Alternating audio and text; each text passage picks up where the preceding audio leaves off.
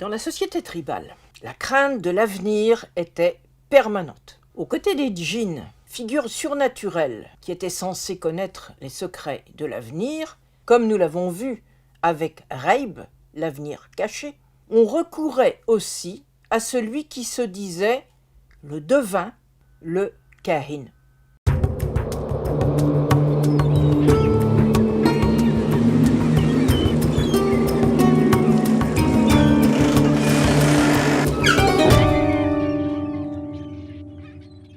Si on revient à la racine, en enlevant les voyelles, il nous reste les consonnes K, H, N. On obtient alors le verbe kahana, qui signifie être devin.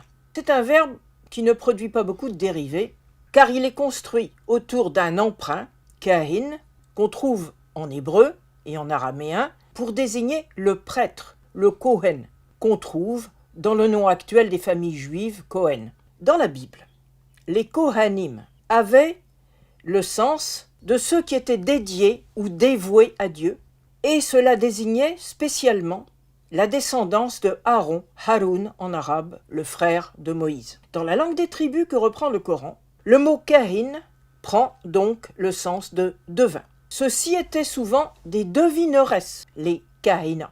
Elles avaient pour caractéristique de prédire des catastrophes pour tenter de mettre en garde les tribus auxquelles elles appartenaient. On est en quelque sorte dans un usage parallèle à celui de l'avertisseur.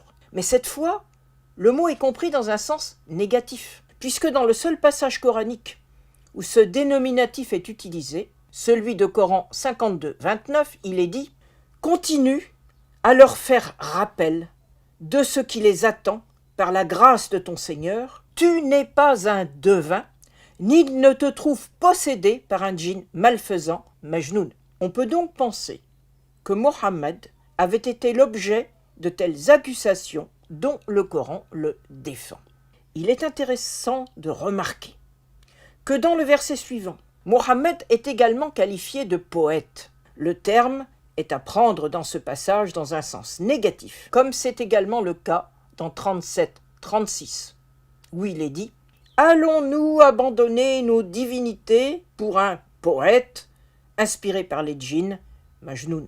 On trouve également dans 21-5, ils ont dit pour parler de la révélation, ce ne sont que des songes incohérents qu'il a inventés, ce n'est qu'un poète, qu'il nous amène donc un signe probant, comme ceux qui ont été envoyés aux anciens.